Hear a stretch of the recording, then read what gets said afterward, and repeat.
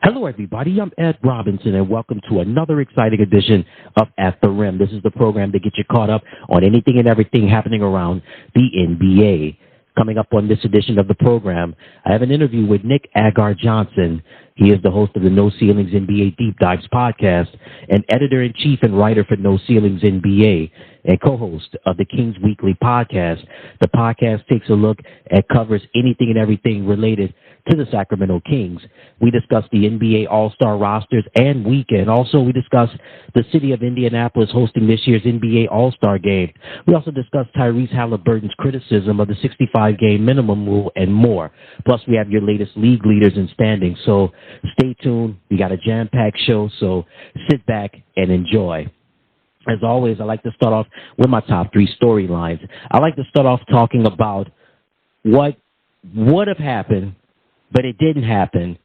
There was rumor mill going around at the trade deadline that LeBron James may have had a shot of going to play with Steph Curry and the Golden State Warriors. Well, the trade never went through. But there was reports that Draymond Green, who plays for the Golden State Warriors, him and LeBron are both represented by Rich Paul. Rich Paul is the owner and agent for Clutch Sports. That's his own sports agency. Draymond had contacted Rich Paul about the possibility of making a trade with LeBron to go over to Golden State. And Rich Paul got in contact with Jeannie Buss, but no further motion was made in that. But can you imagine if that would have been the blockbuster of the blockbuster trades if that would have happened with LeBron James playing alongside Stephen Curry with the Golden State Warriors. Just in hindsight, if that would have happened, that would have been so monumental, it would have been blockbuster. But in actuality, I'm glad that did not happen because I love rivalries, and I think rivalries can be a healthy thing, especially in sports. And in the NBA is no exception to the rule with Larry Bird, Magic Johnson, or Michael Jordan and the Chicago Bulls against the Detroit Pistons, or Jordan and the Bulls going up against the New York Knicks or the Indiana Pacers, Bill Russell, Will Chamberlain, just to name a few. But, man, if LeBron and Steph, just the opportunity of those two gentlemen playing together on that one team, on the Golden State Warriors, that would have been the super team of the super teams. It would have been insane. But there was the rumor this week, again, it was according to ESPN's Ramona Shelburne reported that there was the possibility that the Los Angeles Lakers were looking to shop LeBron James to the Golden State Warriors. There was rumors going about that. It was confirmed that Draymond Green got in contact with Rich Paul, who is the founder and the owner and president of Clutch Sports. Both Draymond and LeBron are both represented by Rich Paul at Clutch Sports. But Jeannie Buss and the Lakers, along with LeBron, said that nothing was in motion. But, man, if this would have happened, just the possibility of talking about this is amazing. LeBron and Steph on the same team, man, what would have been? It may happen. Who knows? But right now we have our rivalry, our modern-day rivalry that we've had for over a decade and a half now between LeBron James and Stephen Curry. I like the rivalry. I think the rivalry is healthy. It's awesome. It's fun. It's nice to see two masters at work still do their thing, still getting the job done. But LeBron and Steph on the possibility being in Golden State, nice talk, but I'm actually glad that it didn't go through. My next storyline is going to be the NBA All-Star Weekend. I love, one of my favorite times in sports is the NBA All-Star Weekend.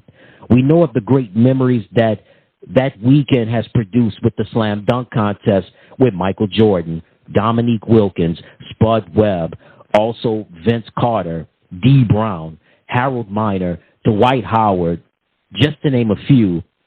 And then even with last year's All-Star Weekend in the slam dunk contest with Mac McClung. And how about the three-point shootout, which is one of my favorites. That, to me, it's always been, in my opinion, the highlight of the All-Star Weekend, the three-point shootout with Larry Bird, Craig Hodges, Ray Allen, Mark Price, Stephen Curry, Klay Thompson, also Damian Lillard, Tim Legler, just to name a few.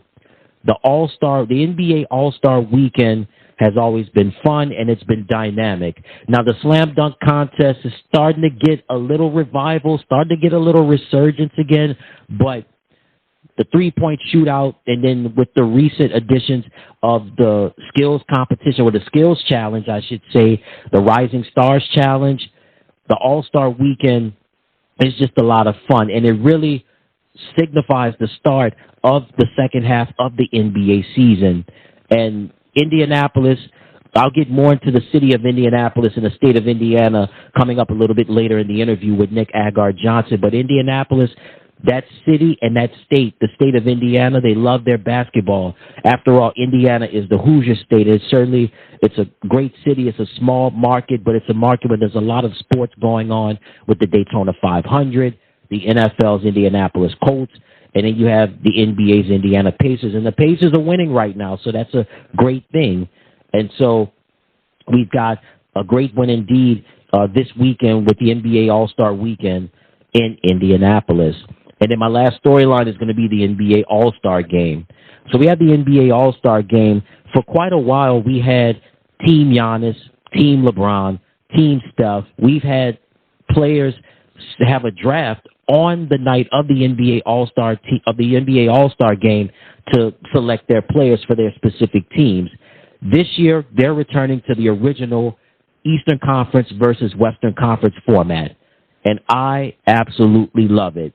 It was good, don't get me wrong, when the players had the opportunity to draft their teams on the night of the NBA All-Star Game, but I just love it when it's East versus West, because it's always been great games. I mean, there have been great games that we've seen with Team Giannis and Team Steph and Team LeBron and so on and so forth, but there's just been some classic games where we had the East versus West, and it's just good to see them get back to the original format, the way it was always meant to be, East versus West. And you got a slew of stars: LeBron, Steph, KD, Giannis, Dame Dollar, Nikola Jokic, Shai Gilgeous-Alexander, Jalen Brunson.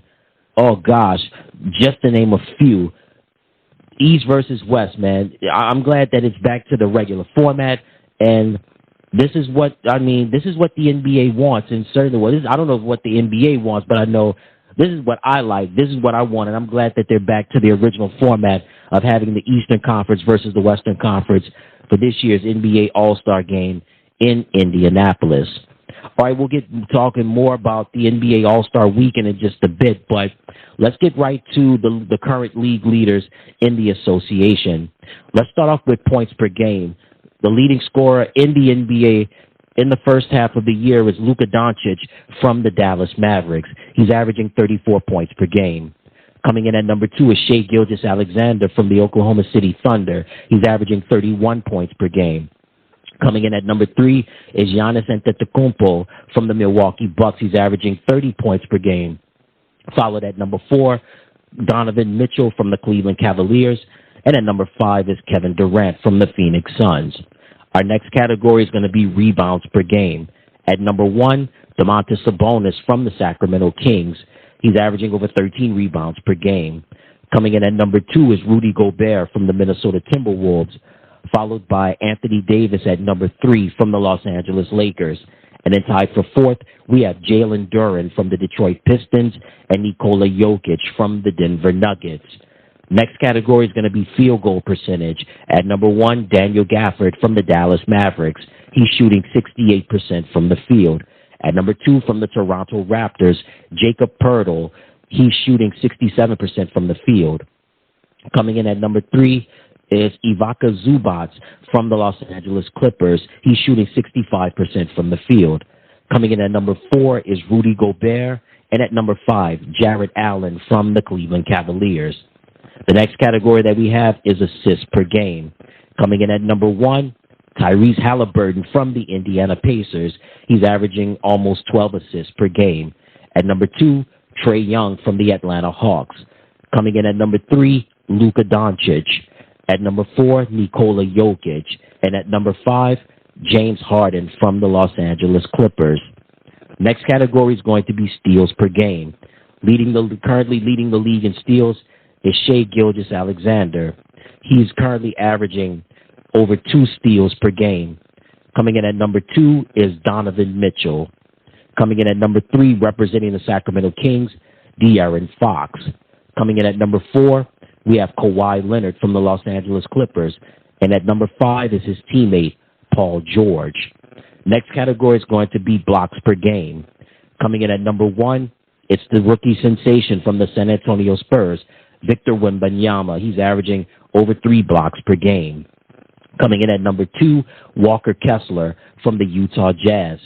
He's averaging close to 3 blocks per game. Coming in at number 3, Brook Lopez from the Milwaukee Bucks. At number 4, Chet Holmgren from the Oklahoma City Thunder. And at number 5, Anthony Davis from the Los Angeles Lakers. Next category that we have is going to be three-point percentage. At number 1, Grayson Allen from the Phoenix Suns. He's shooting 49% from three-point range. At number 2, Aaron Nesmith from the Indiana Pacers. He's shooting 46% from three-point range. At number 3, Malik Beasley from the Milwaukee Bucks. At number 4, Kevin Durant. And at number 5, Jalen Williams. Next category is going to be three-point field goals made. At number 1, guess who? Stephen Curry from the Golden State Warriors. At number 2, Luka Doncic from the Dallas Mavericks. At number 3, Trae Young. At number 4 is his teammate from the Atlanta Hawks, Bogdan Bogdanovic. And at number 5, Dante DiVincenzo from the New York Knicks. Next category that we have is free throw percentage. Coming in at number 1, Stephen Curry from the Golden State Warriors. He's shooting almost 93% from the free throw line. At number 2, Damian Lillard from the Milwaukee Bucks. At number 3, it's the other Splash brother, Klay Thompson. At number 4, Paul George. And at number 5, from the Portland Trail Blazers, Anthony Simons. And the last category that we have is minutes per game. Coming in at number 1, averaging close to 38 minutes a game, DeMar DeRozan from the Chicago Bulls. At number 2, Luka Doncic. At number 3, Tyrese Maxey.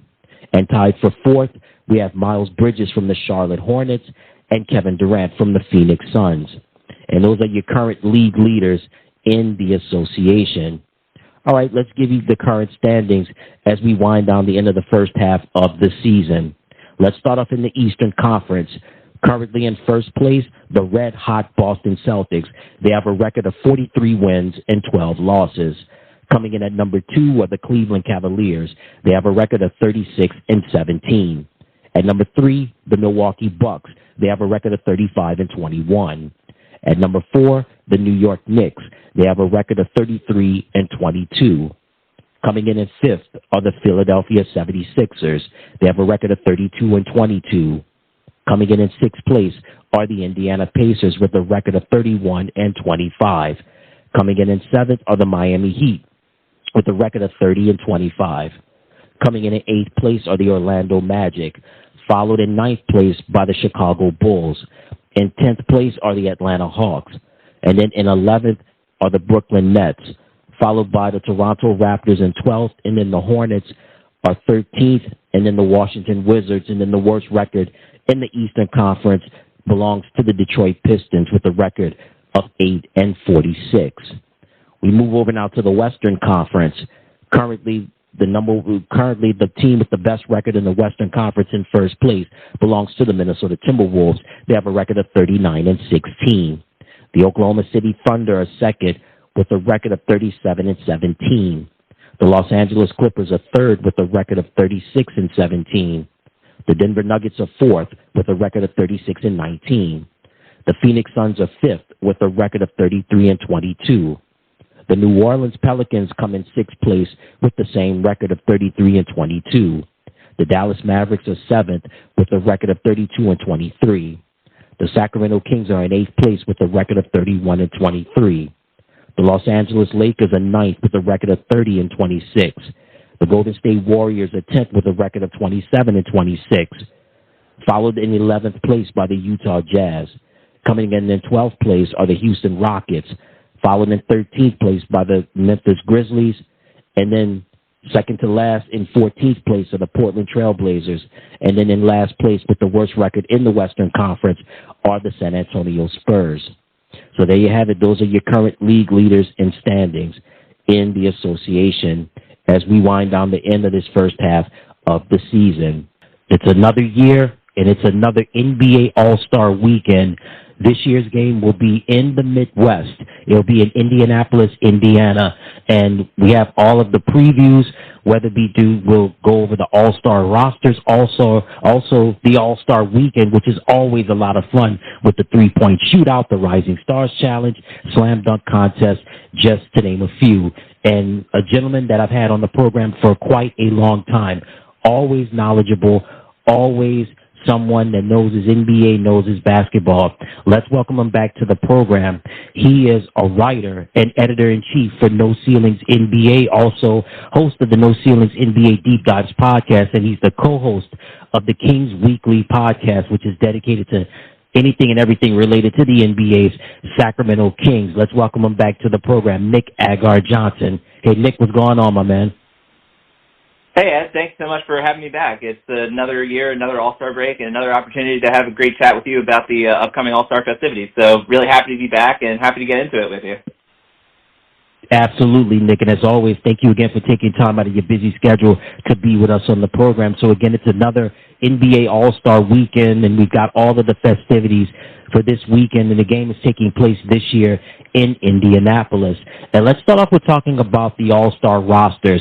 Let's start off with the starters in the Eastern Conference and the guards. I want to start off talking about Tyrese Haliburton from the Indiana Pacers. What a first half of the year it's been for Tyrese.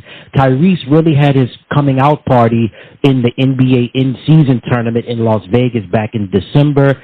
And, man, you talk about one of the rising stars in the league. You're familiar with him, Nick.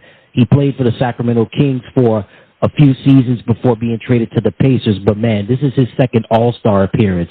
Give me your thoughts on Tyrese making the All-Star team. I always love to see good things happen for Tyrese Haliburton. As you mentioned, he was a former Sacramento King, and he was an absolute joy to watch with the Kings, and he continues to be an absolute joy to watch with the Pacers. He's got such a fun, sort of infectious style of playmaking, getting everybody else on the team involved, obviously leading the NBA in assists, but, as you mentioned, he had sort of a bigger coming out party to the rest of the world with his performance in the in-season tournament, but any Kings fan and any Indiana Pacers fan is very familiar with his game, and it's great to see him starting the All-Star game in Indianapolis, of course, but, it's an honor that he would have deserved no matter where he was playing in the NBA. If the All-Star game were in Cleveland this year, he would still be very much a deserved All-Star starter, and, again, it's just so much fun to watch him succeed, and, that trade is certainly one that Kings and Pacers fans will keep at the top of their minds for a long time as one that really, in a way, helped out both teams to sort of become the fully realized versions of themselves. So it's always great to see Tyrese succeed as a former Kings fan, and it's great, of course, that he'll be starting in Indiana for this All-Star game, but just so much fun to watch and really always awesome to see him doing well. Absolutely, and kudos to Tyrese. We're going to talk Tyrese again in just a little bit about something that he caused a little controversy with a statement that he made. We'll get back to Tyrese in just a little bit, but again, congratulations to him on making the All-Star team. This is his second All-Star appearance. Let's talk about somebody else that's going to be in the backcourt with Tyrese, the other guard, Damian Lillard, a.k.a. Dame Dollar. So many great seasons with the Portland Trail Blazers. This is his first year with the Milwaukee Bucks. Of course, came to Milwaukee from that blockbuster trade in the offseason with Portland. This is going to be his 8th All-Star appearance. Your thoughts on Damian making another All-Star team? I mean, it's not a surprise that Damian Lillard is once again an All-Star starter, because he's doing it in the opposite conference from where people might be used to seeing him doesn't mean that it's a particular surprise that he's an All-Star. The Bucks have had a very interesting season overall. But ultimately, I mean, their two lead guys are starting the All-Star game. I'm sure we'll get to Giannis in just a minute, but it's not a surprise. I mean, Dame, it was interesting. He had a bit of a sort of slower start than some maybe would have anticipated in Milwaukee, but he's certainly been putting it together since really that first couple of weeks. And again, not a surprise to see him in the All-Star game, but it is nice to see that his game hasn't dropped off at all since he got traded to Milwaukee, and certainly I would expect this to not be anywhere near his last All-Star appearance. All right, rightfully so, and Damian Lillard makes another All-Star appearance. This is his first one as a member of the Milwaukee Bucks, and you mentioned his name, and let's move over to the forwards now. So at the forward position, we have his teammate representing the Milwaukee Bucks, Giannis Antetokounmpo, his 8th All-Star appearance. Again, he's at the peak of his powers right now in terms of being one of the best, not just in the NBA, but in all of the world, representing what the world players have to offer, just foreign players, what they have to offer to the NBA. Your thoughts on Giannis making another All-Star team? Giannis is in the middle of yet another spectacular season. I mean, he's on pace to break records with his 30-point-a-game average and his ridiculous efficiency. I mean, currently shooting 62% from the floor. Just absurd numbers from Giannis, and, it's been very interesting to sort of see, in a way, is the evolution of his game, but really a lot of it is just what has been unlocked for him by Damian Lillard's presence, in that, Giannis doesn't necessarily have to be the closer for this team anymore. He can just sort of do what he does best, not really have to force any shots like he had to when he didn't have the help of Damian Lillard alongside him. And again, just a ridiculously efficient season from Giannis. As you mentioned, still at the peak of his powers, and maybe not winning back-to-back MVPs right now like he was a few years ago, but none of that is due to anything on his end. It's just him sort of continuing to be in a league with a lot of incredible stars around him. But the incredible efficiency that Giannis has put together this season is truly something to behold, genuinely record-breaking. And, with Giannis and the Bucks, again, it's been a very sort of rocky bit of the season since Doc Rivers became the head coach. And, the situation with Adrian Griffin being fired 53 games into his first season as coach is certainly a bit of a surprise as, someone who's a bit of an outsider in terms of the Bucks front office and those sorts of dealings. But, again, Giannis has been the calm throughout the storm that has been this Bucks season, and him continuing to average 30 points a game, but increasing his efficiency even further when he was already, one of the league's most efficient players. It's something to behold, and, Giannis at the peak of his powers is always an incredible watch, and hopefully he'll remain at this kind of level for a long time to come. Absolutely, and his story just going from Greece, coming over to America and landing in Milwaukee is just amazing, and since he's been in America, been with the Milwaukee Bucks, he's had a great career, and I think the best is yet to come for Giannis Antetokounmpo making another All-Star appearance. This is his 8th All-Star selection. The other forward, one of my favorites in the league, Jason Tatum, representing the Boston Celtics. This is going to be his 5th All-Star appearance. Jason just continues to get better year in and year out. Talent, just phenomenal. Boston, they know how to pick their talent. Give me your thoughts on Jason making another All-Star team. Yes, Boston definitely knows how to pick their talent. They're 43-12 right now for a reason, and the biggest of those reasons continues to be Jason Tatum.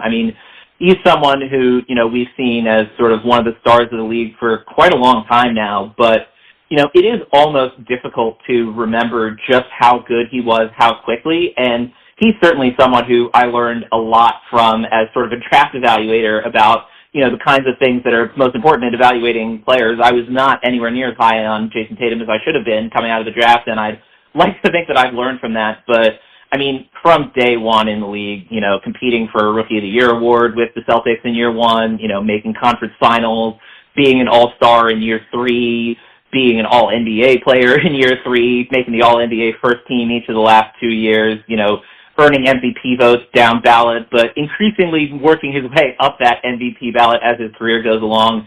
This Celtics team has been an absolute juggernaut this season, and again, Jason Tatum is really the leader of that team, both in terms of sort of his talent, but, also the way that he's continued to up his game, continued to get better as a playmaker over the course of his career. That's been a really great development to see from him. And, yet again, another very much deserved All-Star selection from Jason Tatum. And again, someone who is going to be starting in these All-Star games for quite a while to come. Absolutely, and the best is going to get better. Jason Tatum just turned 25, so he is definitely, I don't think he's even hit his prime yet, and certainly the best is definitely yet to come for Jason Tatum from the Boston Celtics, making his 5th All-Star appearance. And at the center position, he will not be participating in this year's All-Star game due to an injury, but if Joel Embiid had not gotten hurt, I think Joel had an opportunity to win back-to-back MVPs. He may have a chance, but we'll have to see pending with Giannis and Jason and, of course, with Nikola Jokic. But Joel Embiid, wow, another All-Star selection representing the Philadelphia 76ers. This is his 7th All-Star appearance. Your thoughts on Joel making the team? I mean, he was always going to make the team. I think it's obviously really unfortunate that yet again he's struggling with injuries. I mean, that was the story of the first couple of years of his career, of course, where, famously he missed the first 2 years of his career after being drafted by the Sixers with various injuries, with really a foot injury in particular. But, ever since that moment, he's just been one of the clear best players in the NBA every time he steps on the court. I mean, he averaged 20 points a game during his truncated rookie season. He was an all-star in year 2, and with Joel Embiid, essentially, if he's able to, play enough games to sort of make it into qualification for All-Star or things of that nature, he's always going to be one of the leading candidates. And, it definitely seems, unfortunately, like he will not be able to sort of put his name into the hat for challenging again for the MVP, especially, given the new missed games-related thresholds that they've put into place this year for the first time, where you have to play, I believe it's 65 games to be eligible for any of the end-of-year awards. So Joel isn't going to meet that threshold, unfortunately, due to his injury, but just another absolutely spectacular season from him. I mean, in many ways, his best season yet, pretty close to career highs in three-point shooting. Obviously, his career high, ridiculous 35 points a game, continuing to be the driving force of a Sixers team that's on the way up. He had his, 70-point game, of course, also earlier this season. He's a spectacular player, and as always, it's really unfortunate to see injuries be the story for him. But, I mean, from my perspective, it's just been so wonderful to see the success that he had when he finally was able to overcome that injury bug that haunted him so aggressively during the first couple years of his career. And, as an NBA fan, certainly as a Sixers fan, you have to hope that this isn't something that sticks with him. But even as an NBA fan, you want this to be the kind of thing where, it's a meniscus injury and you hope that it's something that, he can have to repair, come back and be fully himself again, because it's really sad when the story of Joel Embiid is injuries, because when he is healthy, which, he mostly has been over the past 5-6 seasons, he's just one of the absolute most fun players in the NBA to watch. So sad that he won't be able to be there for this All-Star game, but a very deserved selection, of course. Absolutely, and Joel Embiid is definitely one of those players that is just hitting his prime, and certainly he means so much, not just to the Philadelphia 76ers, but to the whole NBA as well. And as you said it, Nick, it's tough for him not to participate in this year's game due to injury, but when he comes back, he's definitely going to attack with a vengeance. And that takes care of our starters for the Eastern Conference. The guards, Tyrese Haliburton and Damian Lillard. The forwards, Giannis Antetokounmpo and Jason Tatum. And the center is Joel Embiid. All right, let's get to the reserves now. So let's start off at the guard position. I think this is long overdue and well-deserved.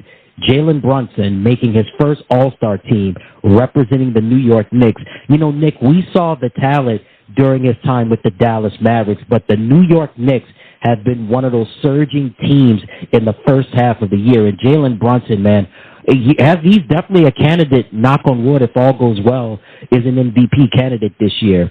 Give me your thoughts on Jalen making his first All-Star team. Man, his breakout with the Knicks has been truly spectacular to watch. And, as you mentioned, he's someone who has been a, rising star in the league for quite a while now. I mean, going from being a second-round pick to cementing himself with the Dallas Mavericks almost immediately. I mean, starting more than half his games his rookie year, having a really solid, six-man contending season in year 3 in Dallas. And since he's been traded to the Knicks, he has really just taken the reins of that team. And, having grown up in New York, I know it's a city that loves its point guards and that loves its, tough, gritty, hard-nosed players, and that is Jalen Brunson to a T. And, I mean, he was spectacular for the Knicks in the playoffs last season, and he's really continued to bring that over into this year. And, last year he was sort of very close, but didn't quite make the All-Star game. This year he was a no-doubt selection for the Knicks, just having a spectacular year. I mean, just under 28 points a game on really efficient 48, 41, 84 shooting splits, continuing to move the ball around, him and Julius Randle doing a lot of playmaking for this New York Knicks squad. And, man, it's very clear that, it's a city that New York is a city that loves Jalen Brunson, and, he's someone who has come in, cemented himself almost immediately as essentially the point guard that the Knicks have been looking for since Jeremy Lin had his Linsanity breakout. I mean, other than that, it's been a rocky road for Knicks point guards, and Jalen Brunson has almost made that a thing of the past essentially immediately. And I highly doubt, especially if he continues to, be the lead guy for the Knicks, I highly doubt that this is his last All-Star selection. I highly doubt that too, Nick, and certainly well-deserved. And as you mentioned about New York, they love their basketball, and they love that gritty, tough play, and they love their point guards. And certainly Jalen Brunson is certainly one of those people responsible for the resurgence of the New York Knicks in the first half of the year. And again, Jalen Brunson makes his first All-Star team as a member of the New York Knicks. Let's stay with the guards for a moment, and making his first All-Star team representing the Philadelphia 76ers, Tyrese Maxey. Tyrese had a breakout year last year. Of course, his teammate Joel Embiid won the league MVP last year, but we saw Tyrese Maxey really take his game to another notch, and this year he has been phenomenal. Well-deserved selection for Tyrese. Your thoughts on Tyrese making the team?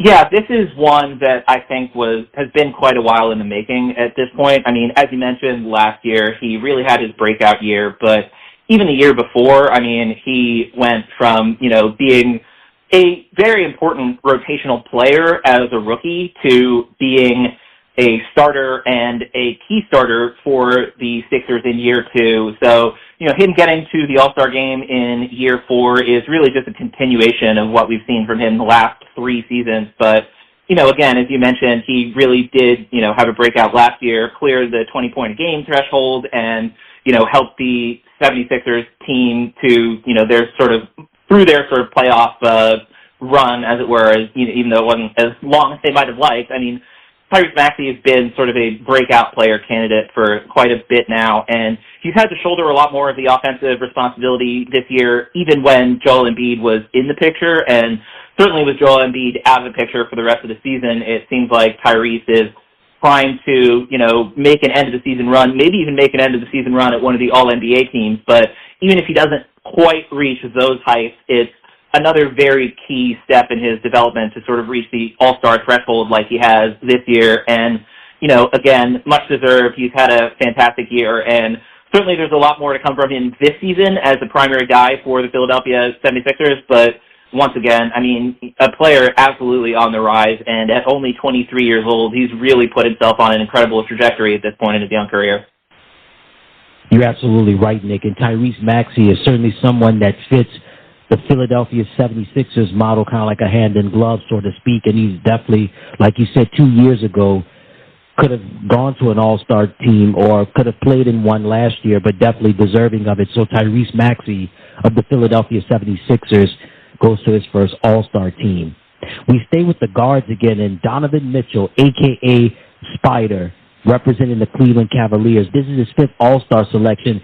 And Donovan, again, you talk about one of the most high-profile players in the league, one of the most high-impact players in the league. He still has that energy. He fits that Cavaliers team so well. And Donovan, he did it in Utah, and he's continuing to do it in Cleveland. Your thoughts on Donovan making another all-star team? Yeah, I'm not surprised at all that Donovan Mitchell made another all-star team. He's in the middle of a spectacular season, and I think a season that's gone under the radar a little bit in that people have, I think, not realized just how ridiculously good the Cleveland Cavaliers have been since the start of 2024. I mean, on January 1st, they were 18-15 after losing to the Toronto Raptors. Since then, they have lost 2 games. They've gone 18-2 since January 1st, and a lot of that is that Evan Mobley and Darius Garland came back from their injuries, but this Cavaliers team was doing spectacularly well, even with Garland and Mobley on the shelf. And, Donovan Mitchell is the guy who made the All-Star team. He's the offensive leader, of course, for that Cavaliers squad. Certainly Jared Allen, who, made an All-Star game last year and has been the rock for the Cavaliers defensively, especially with Evan Mobley out. I mean, it's not a surprise at all to see Donovan there. It's almost, a matter of, I'm a bit surprised that the Cavaliers only had one All-Star, just given how spectacular they've been since the start of the season. Of course, when you talk about, having a guy who's quote-unquote a snub for a team, you have to sort of talk about, okay, who would he replace on this squad? And that's a very difficult conversation always, but it's a especially difficult conversation just given how loaded the All-Star rosters are in both conferences this season. But with Donovan Mitchell, I mean, he's been the offensive leader for this Cavaliers squad that, again, has been just truly spectacular since the start of the new year. And, I mean, they're making a charge at potentially being a title contender at this point, especially given that even though the Celtics have been ridiculously good, the Cavaliers have been the best team in the NBA since the start of January, and Donovan Mitchell, of course, has been a huge part of that.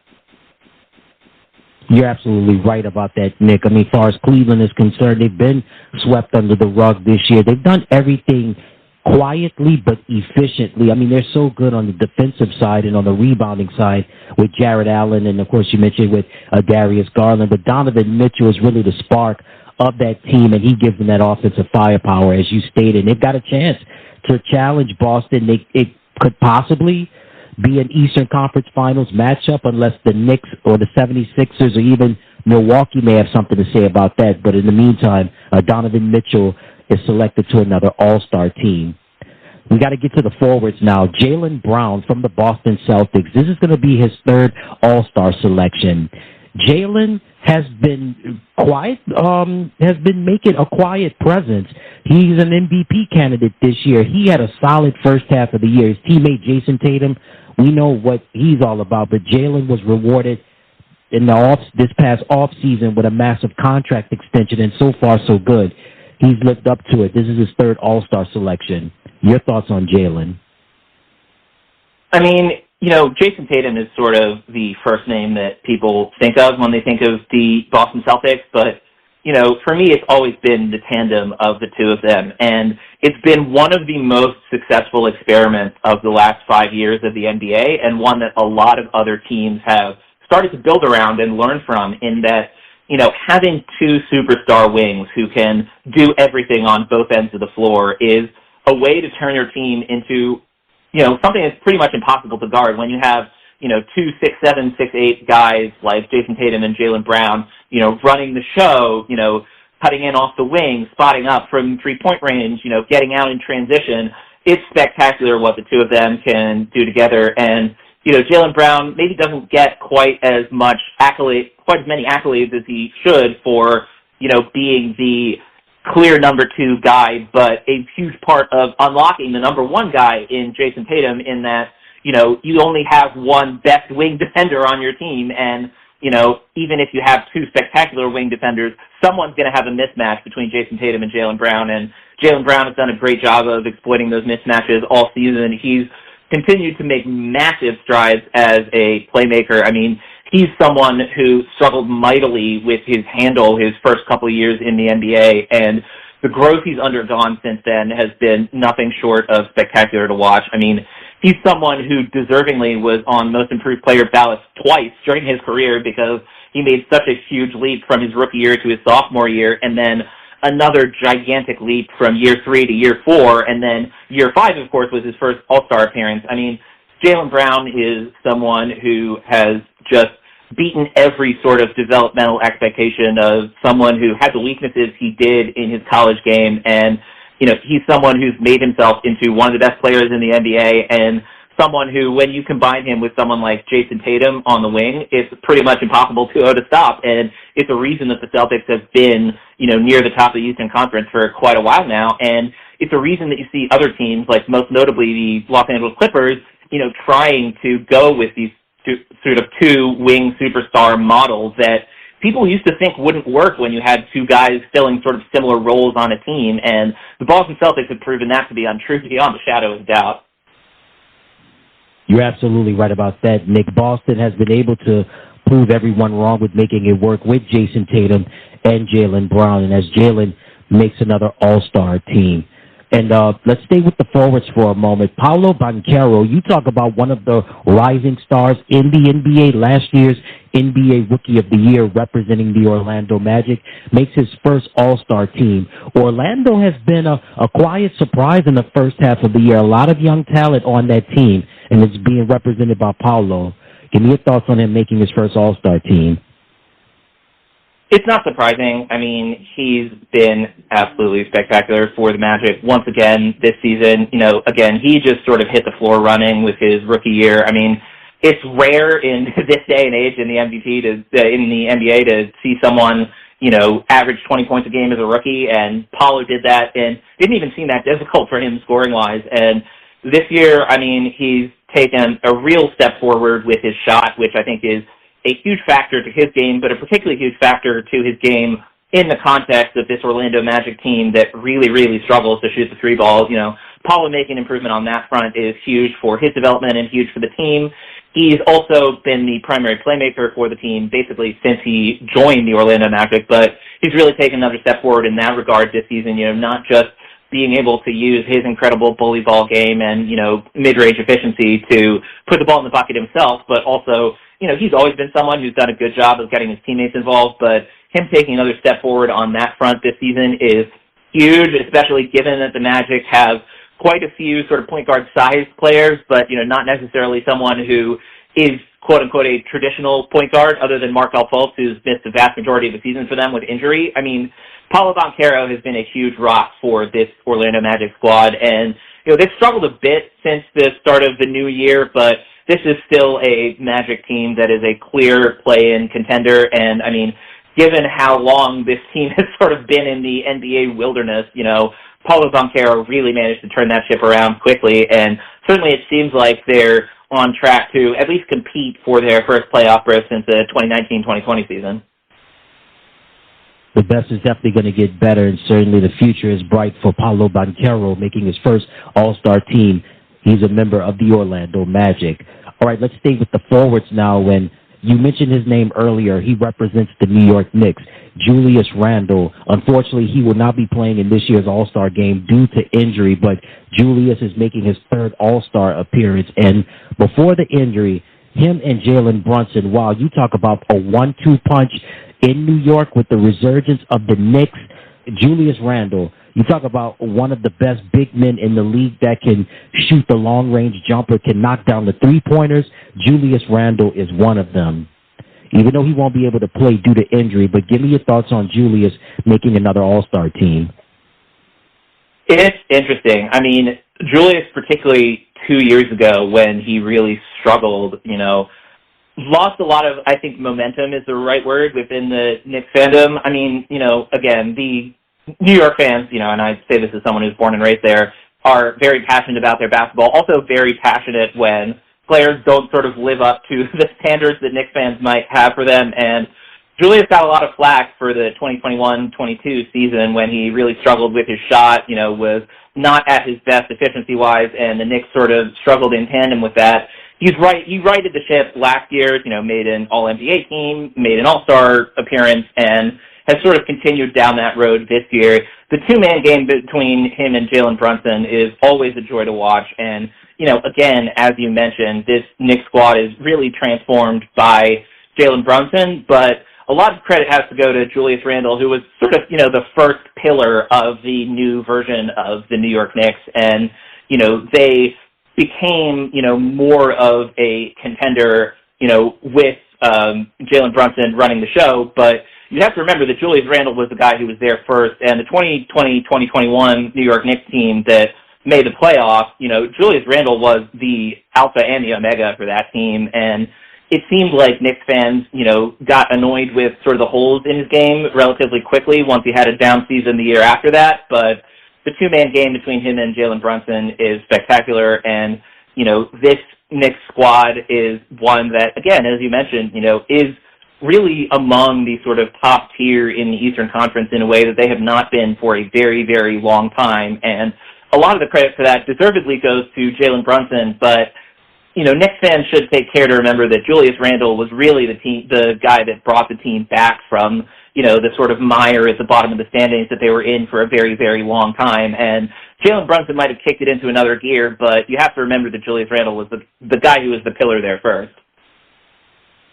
You're absolutely right. And as we talk about the resurgence of the New York Knicks, it's always fun when you have Los Angeles winning, but when New York is winning, it's another element when you have New York and L.A. doing very well, and especially when you have not only New York and L.A. and several other big markets, but when you have small market teams as well. The NBA is just a great parity. It makes for a great league, and it's nice to see the resurgence of the Knicks and Julius Randle doing his thing. He won't be able to play due to injury, but he's selected to another All-Star team. Let's talk about our center now, Bam Adebayo, representing the Miami Heat. This is his third All-Star appearance. We know Bam for basically doing the dirty work for Miami, getting the points in the paint, defense, rebounding. That's what you get out of Bam, and he's been one of the shining stars on the defensive and the rebounding side in the league. Your thoughts on Bam making another All-Star team?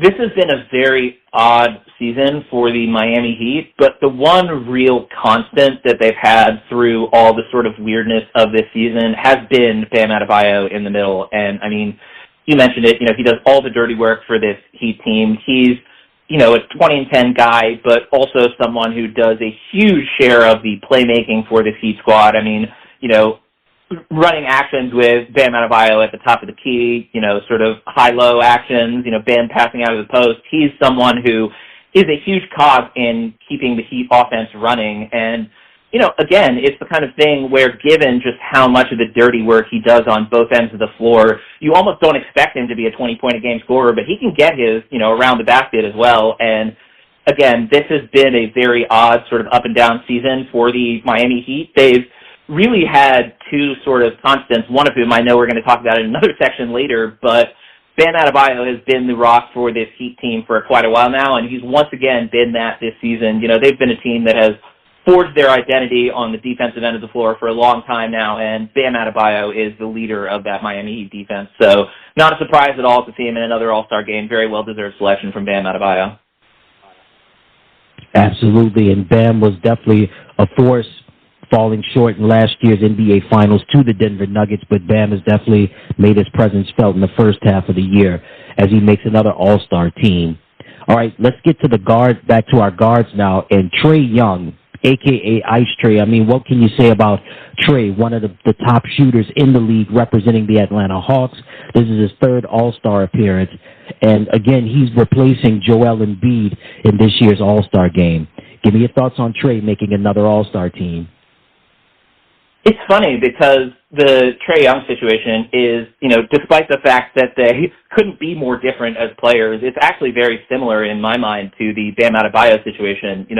There's more talent around Bam in Miami, certainly, but Trae Young has been the rock for this Hawk squad that's had a lot of chaos this season. And, again, he's someone who he struggled a bit to start the year, and I think a lot of people clung to that after he started to heat up following that cold sort of October-November stretch. But, I mean, one of the most spectacular playmakers in basketball, his ability to sling the ball all over the court, not just make the right reads and make good passes, but make the sort of highlight reel plays that only a handful of guys in the NBA can make at all. And, Trae is also obviously famous for his, ridiculously long-range three-point attempts, being willing to pull up in the parking lot, but he's someone who is just an offensive force unto himself. And it was a bit surprising that he wasn't selected before the injury replacements came along, but he was clearly going to be one of the injury replacements once it got down to that point in the sort of situation with the All-Star rosters. And, very well-deserved selection for a team that, is currently in a play-in spot, and without Trae Young would be very near the top of the lottery given just how much chaos there is on the rest of the roster. Trae Young has done a spectacular job to hold it together to the degree that he has. I mean, again, this is a situation that without Trae Young, they might be, competing with the Detroits and Washingtons and Charlottes and San Antonios of the world for teams at the bottom of the NBA standings. Instead, they're still clinging to a play-in contention spot almost exclusively due to Trae Young's spectacular play this year. Rightfully so, and as you said, Trae has been one of the few bright spots on the Atlanta Hawks team, so Trae Young makes another all-star team. And then finally, we have our forward, Scotty Barnes, representing the Toronto Raptors, making his first all-star team. Scotty is one of the rising stars in the league for a team that went through some growing pains the last couple of years, as recent as them trading one of their great talent, Pascal Siakam, to the Indiana Pacers. So Toronto, the last couple of years, they've gone through growing pains, trading their top players with losing Fred VanVleet to free agency. He's with the Houston Rockets. And then with Siakam being traded to the Indiana Pacers, Marc Gasol retires. So this is a team that's definitely been in transition the last couple of years. But Scotty Barnes, one of the few consistent players for the Raptors. Give me your thoughts on Scotty making the team. He's replacing Julius Randle. Scotty Barnes is someone who is living proof of one of the biggest adages of NBA draft coverage, which is development isn't linear. And Scotty Barnes, in a way had a sort of come-from-behind Rookie of the Year award victory when, Evan Mobley was sort of the lead guy in the Rookie of the Year clubhouse for the vast majority of the season until Scotty Barnes had a red-hot March and April. And then his sophomore season in the NBA, he essentially just did everything he did his rookie year except slightly worse. I mean, his assist numbers took a step forward, but, really other than just pure assist numbers, he, had appeared to sort of be stuck in place after his, Rookie of the Year award victory. And this year, year three, he has taken a massive step forward, which, is encouraging for any young player, obviously, but particularly encouraging given that he hadn't quite appeared to make a dramatic step forward in year two. And, that's why it's important to emphasize that development isn't linear. I mean, his three-point shooting has been a revelation this year. He's put up 5 3-point attempts a game and hit 35% of them. And that's, after a pretty tough couple of games recently when it comes to his three-point shooting. I mean, he was closer to the 37% mark for much of the year. And him going from being essentially a non-shooter to being average from three-point range has done so much to unlock the rest of his game. Of course, he's taken on the primary playmaking responsibilities with Kyle Lowry no longer in the picture and now has an even larger role in this Toronto roster with OG Anunoby and Pascal Siakam both being traded. It's pretty clear that this Toronto Raptors team has, after a long time of sort of hanging on, have finally decided to sort of go all in on the rebuild. And clearly the shining star of that rebuild is going to be Scotty Barnes. I mean, only 22 years old, making an all-star game in his third season in the NBA and taking such a huge step forward after essentially seeming like he was stuck in place last year. It's proof that development isn't linear, but also it's proof that, Scotty Barnes has put in the work to, be someone who didn't just sort of, win Rookie of the Year and sit on his laurels. He's made huge strides forward in his game this year, and it's been a lost year for the Toronto Raptors, and certainly it seems like they're going to be in a rebuilding phase for at least the next couple of years, but they do have the rock, they do have the anchor of that rebuild, and that is Scotty Barnes, and he'll continue to improve certainly for years to come. Rightfully so, Toronto's getting younger, and you're right, Nick, they're going to continue to rebuild, and certainly Scotty Barnes is really at the helm and is going to be the anchor of that team as he's selected to his first all-star team. And we have our head coach of the Eastern Conference representing the Milwaukee Bucks, Doc Rivers. What an interesting year it's been for him. So he becomes one of the play-by-play announcers for a popular network for their NBA coverage. Let's just say that he was there long enough to get a cup of coffee and a pastry, and then all of a sudden the whole Adrian Griffin situation comes about, which is very strange to me, so to speak. So Adrian's let go, and now Doc becomes the head coach of the Bucks. Your thoughts on Doc becoming the head coach of the Eastern Conference?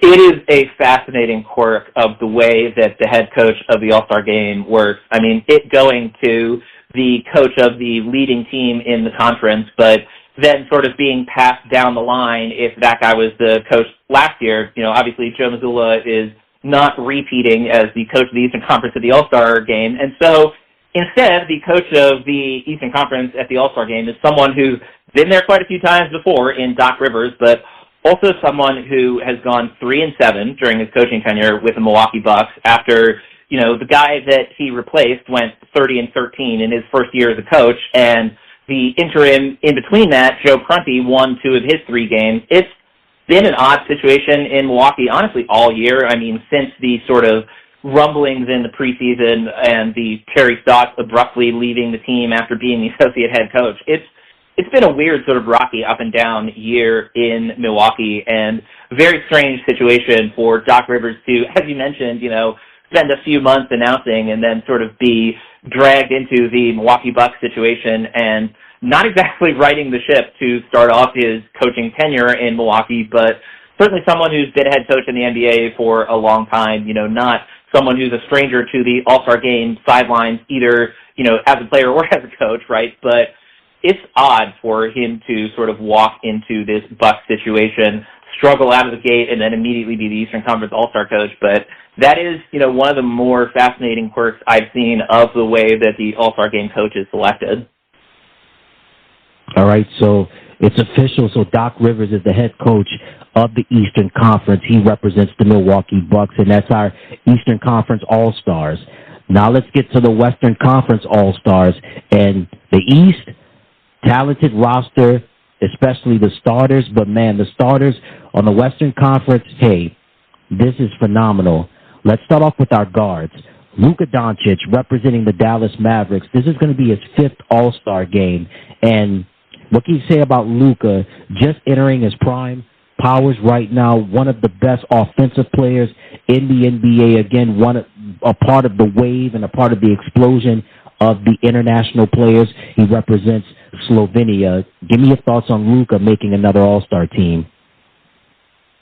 Once again, it's not a surprise. I mean, Luka Doncic established himself in the NBA almost immediately and has been an All-Star mainstay since year 2 in the NBA after winning Rookie of the Year in year 1. And, I mentioned with Paulo how rare it is to average 20 points a game as a rookie. Well, Luka Doncic did that in his Rookie of the Year award-winning rookie season. And, since then, he's been an MVP candidate. He's made NBA All-NBA first team each of the last 4 seasons, seems on track to do that again. I mean, with Joel Embiid not playing enough games with his 35-point-a-game average, it seems like a given at this point that Luka Doncic is going to end the season as the NBA scoring leader, which, given everything he does as a playmaker, is truly astounding. I mean, the fact that, again, this is year 2 of him being a 30-point-a-game scorer.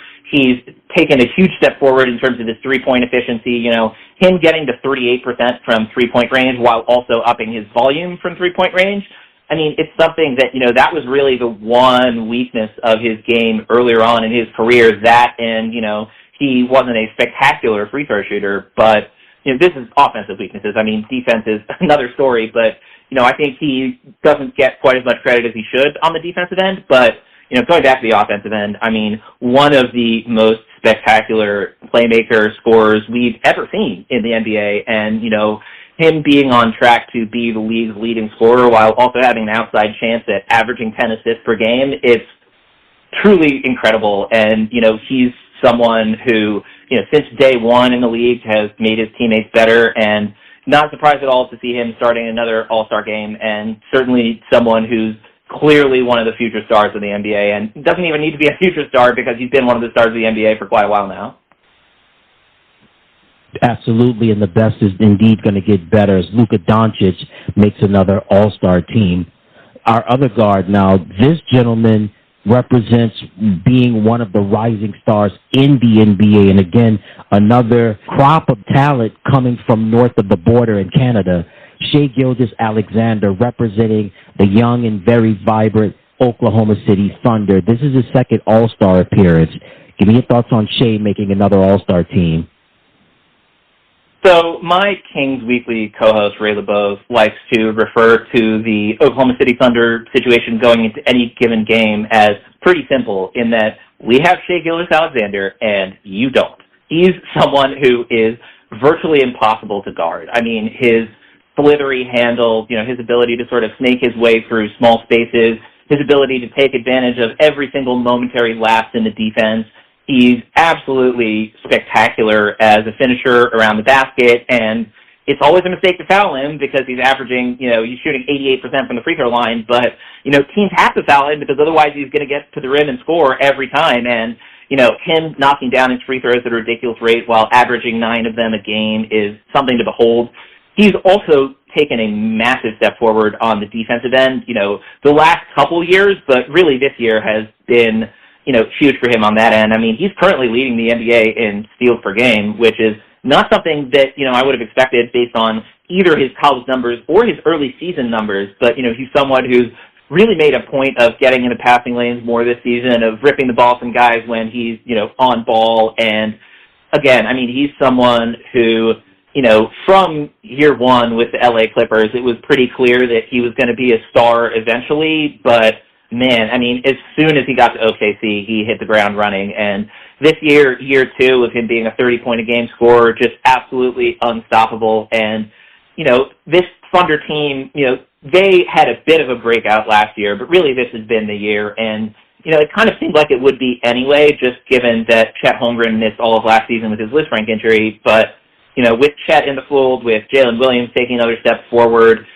with Cason Wallace added to the team as someone who's been an incredibly important rotational player for them, this Thunder team is taking a massive leap forward to being one of the contenders in the Western Conference. But all of that starts with Shai Gilgeous-Alexander, who's been, the shining star for this Thunder team basically since he was traded there. But now that he's got a bit more of a star-studded cast around him, this Thunder team once again looks to be one of the, top teams in the NBA. And Shai Gilgeous-Alexander is the start of all of that. You're absolutely right, and he is perfect for that Thunder team. Very young, a team that's on the rise, and Shai Gilgeous-Alexander is a rising star as he represents the Oklahoma City Thunder, making his second All-Star team. Let's go to the forwards now, and a future Hall of Famer representing the Phoenix Suns, Kevin Durant. This is his 14th All-Star appearance. You talk about someone that's been one of the best scorers in the NBA, someone who's been an efficient defender, and somebody just continues to play at a high level. Kevin Durant, your thoughts on KD making another All-Star team?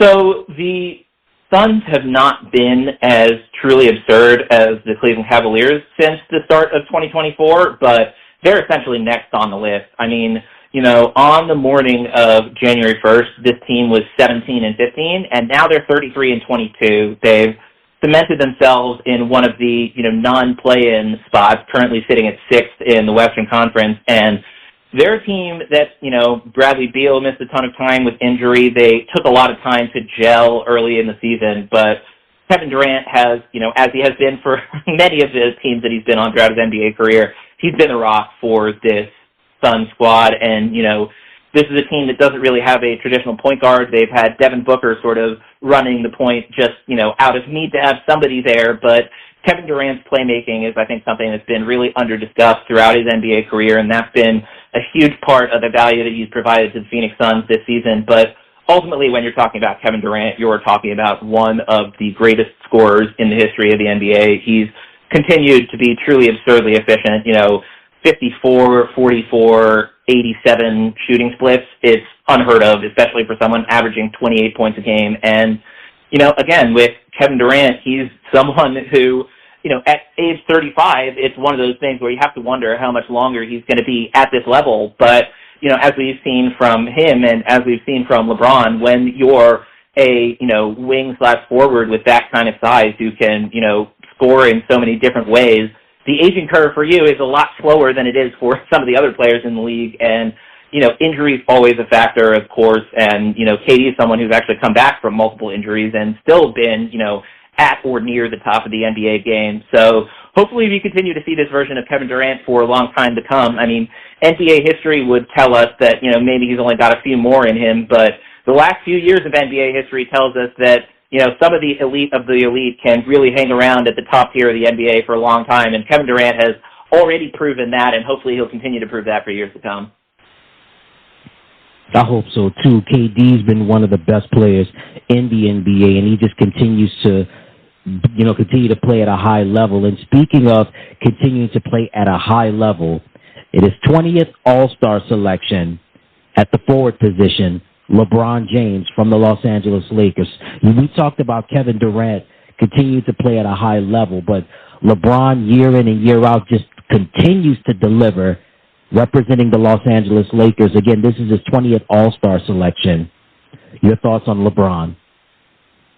It's getting difficult to find anything to say about LeBron that hasn't been said before, but, I'll do my best here. I mean, again, in contention for the best player of all time, certainly in anybody's top three when you talk about the best players in the history of the NBA. He broke Kareem Abdul-Jabbar's scoring record last season. He's about 300 points away from passing Hall of Famer Oscar Schmidt of Brazil for most points scored by any professional in any context, and Oscar Schmidt played professionally from 18 to 45. So, LeBron's got a few years to go in terms of matching Oscar Schmidt's longevity and, actual playing time on the court, but every scoring record that you can possibly think of, LeBron James has at this point, and, he's also someone who, already has 10,000 assists, 10,000 rebounds, he's broken so many records at this point, and, people have been wondering when the end of LeBron James as one of the best players in the NBA would be, basically, since his second stint in Cleveland. It's been, and even before that, honestly, is like, when is LeBron James going to stop being LeBron James? When is LeBron James going to stop being LeBron James? And the answer continues to be, not yet. Got to keep waiting for it. And, it's funny because this year is his lowest points per game average since his rookie year.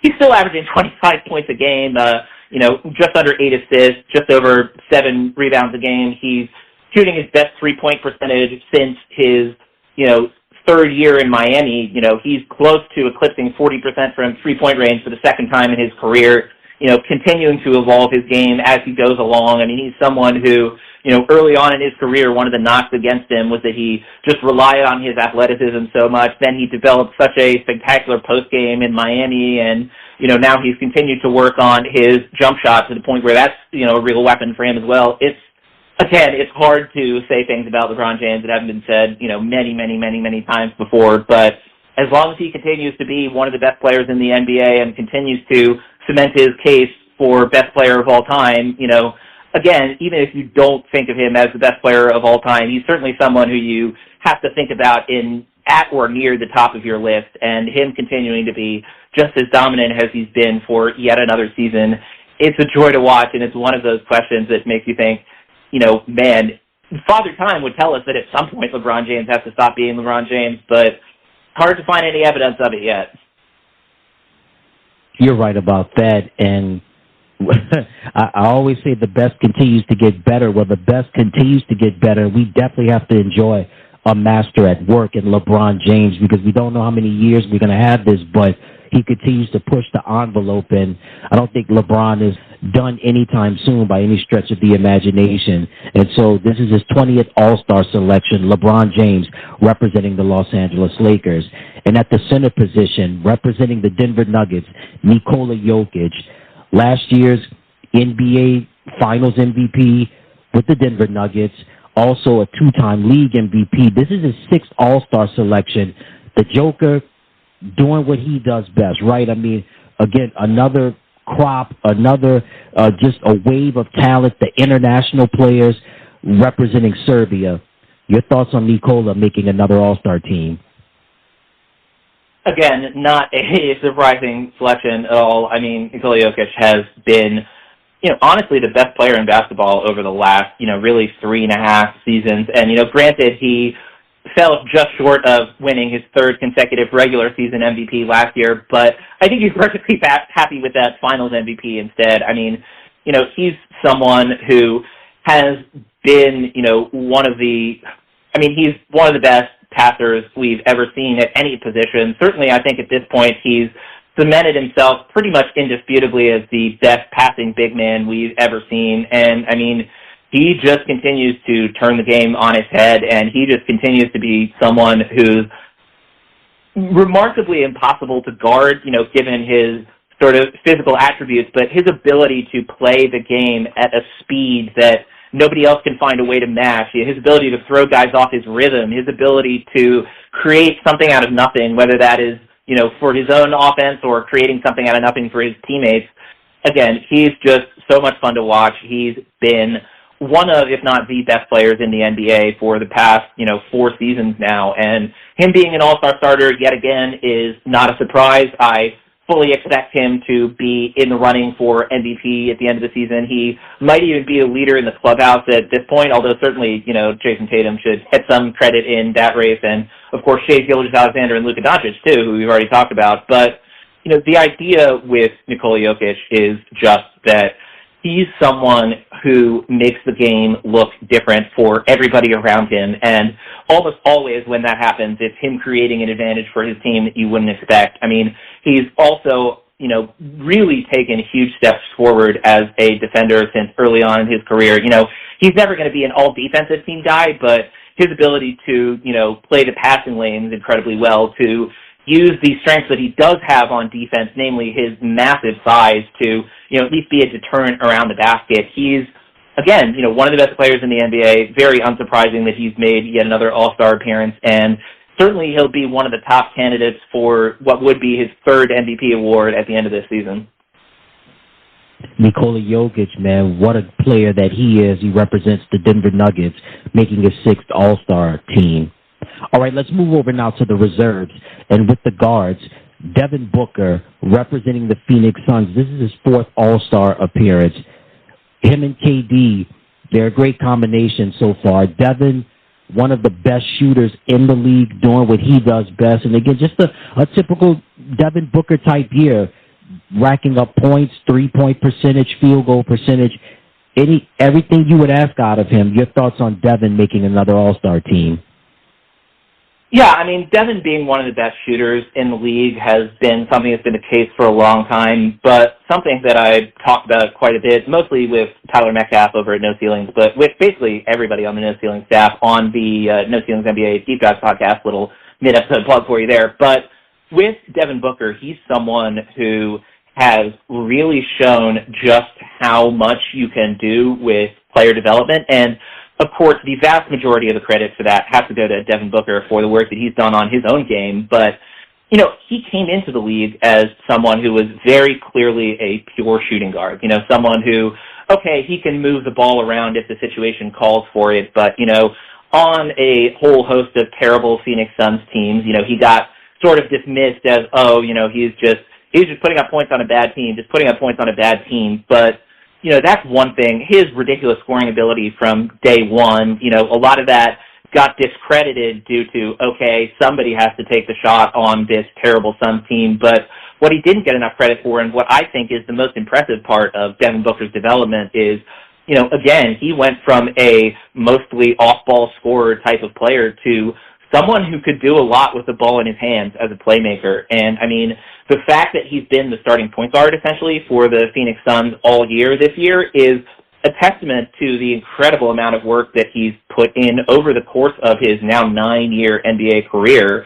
And, him going from, again, being an off-ball scorer type to slowly over the course of the first, 4 or 5 years of his career, morphing into someone you'd trust as a playmaker with the ball in his hands.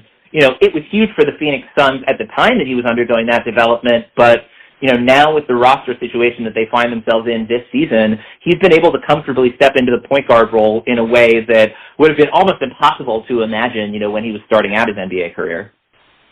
Indeed, he is a pure shooting guard, Nick, and he earns another All-Star selection, Devin Booker from the Phoenix Suns. Let's stay with the guards, and we talked about LeBron James being a master at work.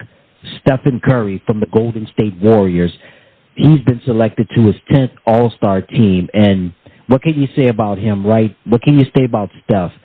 A lot of people say the greatest shooter of all time. We've seen a lot of great shooters throughout the course of the NBA, but, man, Steph has just elevated it to another level, still getting it done, still playing at such a high level. I don't think he's going to hang it up anytime soon. Your thoughts on Steph making another All-Star team? No, he's definitely not going to be hanging it up anytime soon. And it's funny in that, there are two teams that are in such different sort of situations and, viewpoints from the sort of general NBA perspective. But this Golden State Warriors season is very similar to the Atlanta Hawks season. They're also 10th, 10th in the West as opposed to 10th in the East. Much better record just, given sort of where the wins and losses are concentrated in the Western Conference. But, again, they're a team that's on the fringe of being out of the play-in, and without Steph Curry being truly spectacular this season, they're, probably one of the bottom lottery teams. And, 28 points a game, 46, 42, 92 shooting splits. I mean, you mentioned him being, having an argument for best shooter in NBA history. For me, that's a pretty open and shut case, honestly. I think it's very clearly Steph Curry. I mean, 91% free throw shooting for his career, NBA best free throw shooter. Obviously, he holds the record for most three-pointers made, and, he's knocked them down at a 43% clip over the course of his career. Of course, I talked earlier about Trae Young and his parking lot range. Well, Steph Curry was really the first guy who sort of revolutionized the NBA in terms of just pulling up from 30-plus feet if he was left open, and, it forced teams to completely change how defense is played, honestly, just in terms of, having to pick Steph Curry up at half court. It's not something that you would see if you look at the NBA 15 years ago, and it's a testament to just how much Steph Curry has transformed the league. So, once again, very deserved all-star selection for him, and he's been keeping the Golden State Warriors afloat this year, and, hopefully they continue to at least stay in play-in contention because, certainly as their rival up north, it's, fun as a Sacramento Kings fan to have the Warriors be, good, but maybe not better than the Sacramento Kings. But, Steph keeping this team afloat has been really the story of the Golden State Warriors season. And, again, very much deserved all-star selection. Certainly don't expect him to, be out of the all-star race anytime soon, but just continuing to push his lead forward in terms of, the three-point shooting brilliance that he's put on over the course of his career. I want to stay just talking about Steph for a moment before we go to the other all-star reserves. We know about the rivalry between Stephen Curry and LeBron James. There was recent news that there was the rumor mill about LeBron possibly being dealt at the trade deadline going to Golden State. Draymond Green and LeBron, they both are represented by Rich Paul at Clutch Sports. Draymond tried to make it happen, but LeBron and Jeannie Buss and the Lakers said nothing was going to happen. LeBron didn't want, LeBron was committed to being a Laker. Can you tell me how close we were to having possibly seen LeBron and Steph being teammates in Golden State? Oh, man, that would have been truly something. And, certainly a situation where both the Warriors and the Lakers are, not quite where they want to be right now. And, who knows what a blockbuster like that might have looked like. My sort of sense of it is that this was a long shot sort of deal to figure out, but the fact that this deal was even under discussion, under consideration at all, I think says a lot, first of all, about where both teams are, but, secondly, just, man, the two of them, the two Akron's finest, right?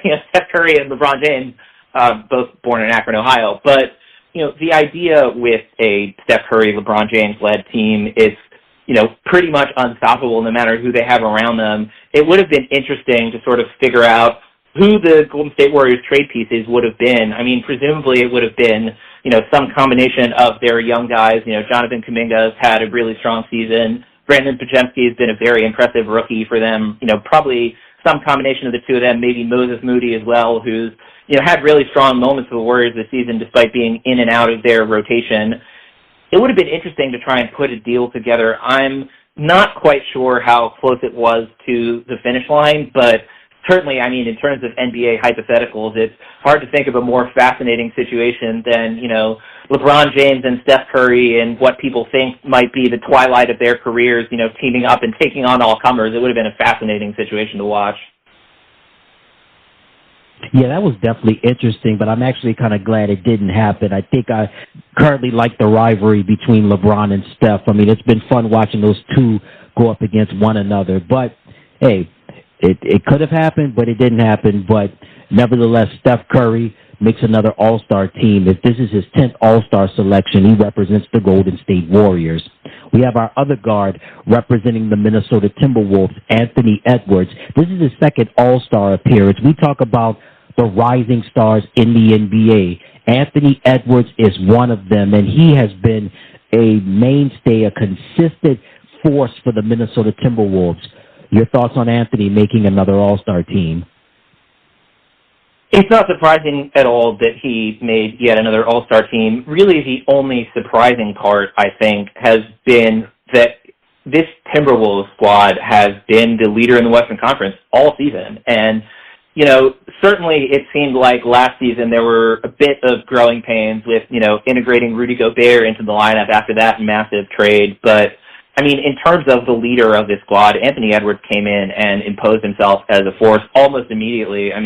Almost won Rookie of the Year award, of course, but, since then he's made All-Star game each of his last 2 seasons, 26 points a game this season. He's taken huge steps forward on the defensive end as well, which is huge for a Timberwolves team that has built their identity on being the best defensive team in the NBA. And again, I don't think anybody would have expected the Minnesota Timberwolves to be the number 1 team in the Western Conference at this point in the season, but a huge part of that is due to Anthony Edwards, coming in and being a star, A1 from day one, as he himself puts it in basically any interview you have with him, but he's someone who's, clearly incredibly charismatic, a clear, important leader for this Minnesota Timberwolves team, and definitely one of the faces of the NBA, not even future faces.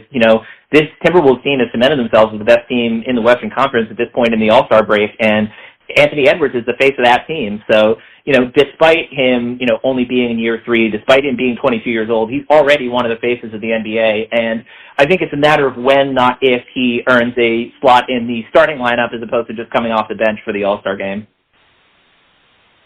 You're absolutely right about Anthony, and he is indeed a charismatic presence and definitely the star and the leader of the Minnesota Timberwolves, Anthony Edwards, making his second All-Star team. We have our forwards now. Paul George from the Los Angeles Clippers making his 9th All-Star team. This is kind of like a homecoming for George. He began his career with the Indiana Pacers, had some really good seasons with them, then had the injury and then was dealt to OKC before heading back west to the LA Clippers. But what a first half of the year it's been for the Clippers. The Clippers have been a dark horse for a long time, but Paul George, always consistent. He makes another All-Star team. Your thoughts on Paul making another All-Star team? Yeah, he's been a rock for this Clippers squad for quite a while now. It is very interesting that he's going back to Indiana for this All-Star game. He had some really insightful comments actually recently about, sort of the situation in Indiana and, why he doesn't expect his number to be retired there, just given how all of the Pacers' retired numbers are guys who stuck with the franchise either for the entirety of their careers or the vast majority of it. And Paul George didn't quite have that longevity with the team. But, if you talk about peak performance, Paul George at the peak of his powers for the Pacers was one of the best players the Pacers have ever had. And that's a very storied franchise with a long history. But, we've talked about it before of, the incredible sight to watch of a young Paul George, taking on LeBron James for the, crown of the Eastern Conference. And, Paul never quite managed to dethrone LeBron James, but for a long while, he was really the only guy standing in LeBron's way. And, he's someone who has continued to, stick around in the NBA as one of the stars, not quite the number 1 guy like he was for Indiana earlier in his career, but, his stop with OKC, made a couple All-Star games, made an All-NBA first team, contended for MVP one of those years, coming to LA, coming, back home. He's from Palmdale, which is a couple hours up the road from where the Clippers play. He's someone who has been one of the best forwards in the league for a long time. And, really the story with the Clippers this season has been that they've been healthy. Paul George, he missed a few games with injury, but he's played 50 of the 53 games for the Clippers. Kawhi Leonard itself is always a bit more of a struggle, and we'll certainly get to Kawhi in a minute. But, the two of them with James Harden, they've been, spectacular since some early season sort of growing pains with getting Harden, integrated into the lineup. Since November 14th, this team is 33-10, and Paul George has been a spectacular second star for a while now, and him sort of being number 2/number 3 with James Harden makes this Clippers team incredibly dangerous. And the Clippers as a whole, really their struggle for the last few seasons has been just, can they stay healthy? Because when they're fully healthy, they are an absolute force, as you mentioned. And fingers crossed that it continues to stay that way, because especially given that, Paul George, James Harden, and Kawhi Leonard are, all over 30 at this point. It'll be interesting to see how long the window stays open for the Clippers, but this might be the best chance they have, and certainly Paul George being as consistent of a rock as he's been all season long has been a huge part of why the season has been such a roaring success for the Clippers so far. Absolutely. In PG-13, Paul George makes another all-star team representing the Los Angeles Clippers. And let's stay with the Clippers at the other forward position. His teammate, Kawhi Leonard, representing the Los Angeles Clippers, makes his sixth all-star team. And Kawhi, what can you say about him? He says he's a fun guy, and he's proven to be a fun guy during this first half of the year, teaming up with PG-13. And Kawhi is, when he's healthy, he's one of the best, and certainly he's proven that during the first half of the year. Your thoughts on Kawhi making another all-star team? Yeah, I mean, essentially with Kawhi Leonard, when he's healthy, he's going to make an all-star team. He's going to compete for all-NBA honors. He's, going to be one of the, candidates for an all-defensive team. He's not quite the defensive player of the year at this point in his career as he was in San Antonio, but, all of the story of Kawhi Leonard is just, can he stay healthy? Because when he's healthy, he's pretty much indisputably one of the 10 best players in the league. And, I mean, him being the force that he's been for the Clippers this season, it's been, wonderful to watch. And this has been the healthiest season that he's had in a while. And I hate saying that out loud because it almost feels like I'm jinxing him in a way, but he's been very healthy this season, and that's been a huge part of why the Clippers are one of the top teams in the Western Conference. And, I mean, with Kawhi, just absolutely devastating in the mid-range, just can get to his shot whenever he wants it, can pull up and hit it over pretty much any defender, the three-point threat as he's been since, the very beginning of his NBA career. His development of his shooting stroke was one of the most fascinating developmental stories I've ever seen, going from someone who was essentially a non-shooter entirely at San Diego State to being one of the most lethal three-point shooters in the NBA. And this season, just, ridiculous, 45% from three-point range on the 5 attempts per game, continuing to, be a huge part of the defensive game plan for the Clippers and, ceding a bit of playmaking responsibilities to James Harden, but still continuing to be someone who will always make the right decision with the ball in his hands. It's, as you mentioned, he's been incredibly fun to watch, as he always is when he's healthy. And, again, not a surprising all-star selection at all, but always happy to see Kawhi Leonard on the all-star roster because really it just means that he's been healthy for enough of the year to be selected, because when he's playing a healthy number of games, Kawhi Leonard is always going to be one of the best players in the league. Absolutely. It's always fun watching the Claw play when he's healthy, and Kawhi Leonard makes another all-star team representing the Los Angeles Clippers. At the other forward position, Nick, we talked about some of the best big men in the league that can shoot the long-range shot. Joel Embiid, Julius Randle, also Nikola Jokic, and we have Karl Anthony Towns representing the Minnesota Timberwolves. He makes his fourth all-star team. Give me your thoughts on Karl Anthony making another team.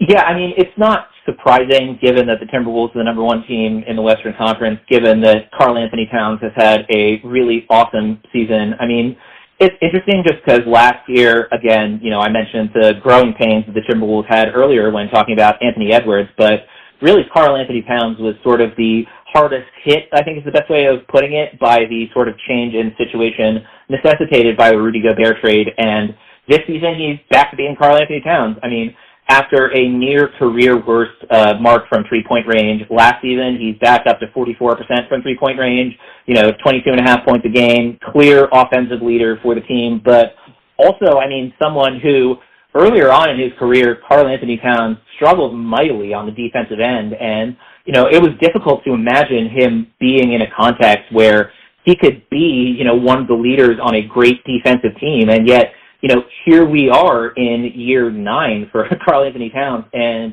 he's, one of the 2 All-Stars on a Minnesota Timberwolves team that's number 1 in the Western Conference and number 1 in the NBA defensively, in terms of defensive rating, points allowed per game. So with Karl Anthony Towns, I mean, as a Sacramento Kings fan, it's unfortunate that Domantas Sabonis didn't get the nod at center, but, when you're talking about Karl Anthony Towns, it's hard to say that he didn't deserve an All-Star selection, given the way that he's been playing this year and given just how good the Minnesota Timberwolves has been. So, again, there's sort of the Kings fan perspective that's a little bit sad that Domantas Sabonis didn't get the nod here over Karl Anthony Towns, but it's hard to knock the selection. Cat has had a spectacular season for the Timberwolves.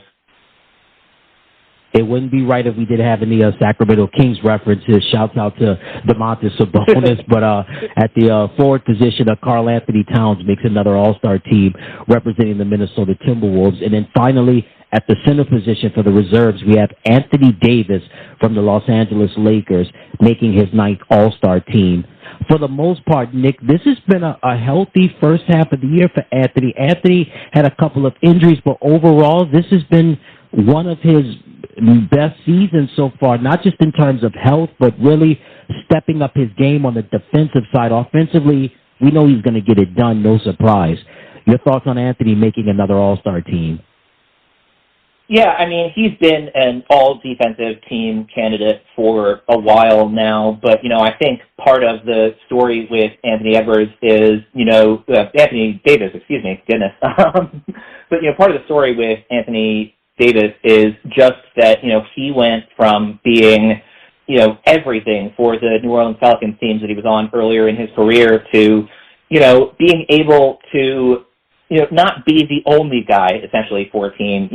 It was interesting because there was sort of the conversation around, Anthony Davis and LeBron James teaming up in Los Angeles where, Anthony Davis was sort of seen as maybe taking the torch from LeBron, and it seemed like LeBron wasn't quite ready to give up the torch just yet. But, when you talk about Anthony Davis, again, a lot of it is a story of health. I mean, he, played 36 games year 2 in LA, still made the All-Star game because most of the time he missed was after the All-Star break, but, year 3 in LA only played 40 games, and this year he's played almost every game for the Lakers, which, if he clears the 70-game threshold, which he's on track to do right now, it would be the first time since the 2017-2018 season with the New Orleans Pelicans. So, him being healthy has been a huge story. He's, continued to, struggle with his three-point shot, which is really the only hole that he has in his game at this point, but he's been a lot more judicious about taking them than he was sort of earlier on in his Lakers career, and, he's done a lot for sort of spreading out the rest of his game, as it were. I mean, again, much-deserved All-Star selection. He and LeBron have been keeping this Lakers team afloat and in playoff contention all season long, and with Davis, it's a similar story to Joel Embiid and Kawhi Leonard in that when they're healthy, you expect them to be one of the top players in the NBA and a clear All-Star selection. And certainly for Anthony Davis, that's been the case once again this season. Absolutely. And Anthony Davis makes another All-Star team representing the Los Angeles Lakers. And the head coach of the Western Conference is going to be Chris Finch from the Minnesota Timberwolves. Give me your thoughts on Chris being the head coach for the Western Conference.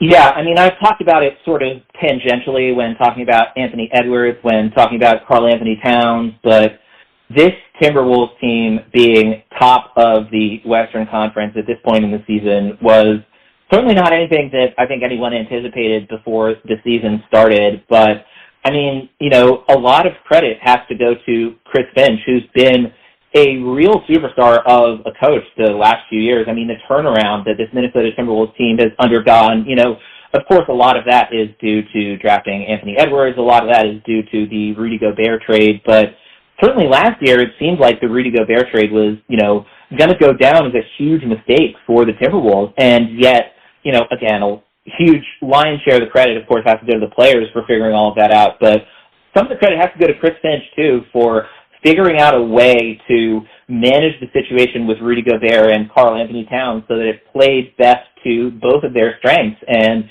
it's turned into a situation where this Minnesota Timberwolves team, not just the Western Conference leader, as I mentioned, not just the best defensive team in the NBA, as I've mentioned, but a team that has two players that people thought wouldn't be able to play together, and certainly had a lot of evidence for that theory with last year's Timberwolves team. Of course, again, the lion's share of the credit has to go to the players, but Chris Finch has been able to figure out the rosters and figure out the scheme, figure out the rotation, such that Rudy Gobert, Karl Anthony Towns, and Anthony Edwards can all be at their best. And it's led to a shocking Timberwolves team at the top of the Western Conference, and certainly a team that didn't seem, as recently as last season, like they were going to be a title contender anytime soon. Here they are, top of the class in the Western Conference, and one of the more dangerous teams to think about when we're looking ahead to the playoff situation. All right, so the head coach of the Western Conference representing the Minnesota Timberwolves is Chris Finch, and we have our Western Conference All-Stars. Now, this is interesting, Nick, because this is the first year that the NBA All-Star Game will return to the Eastern Conference versus Western Conference. Previously, we had Team Giannis versus Team LeBron, or we had Team Steph versus Team LeBron, or we had kind of like those type of teams. But now we're getting back to the original Eastern Conference versus Western Conference. Do you like this format, or would you prefer the players having their own teams and doing the draft on the night of the All-Star Game? I'm honestly torn because I think the first couple of years of the players drafting their own teams and doing it that way rather than the traditional conference format, I think we got a couple of the best All-Star games we've seen in a long time out of that situation.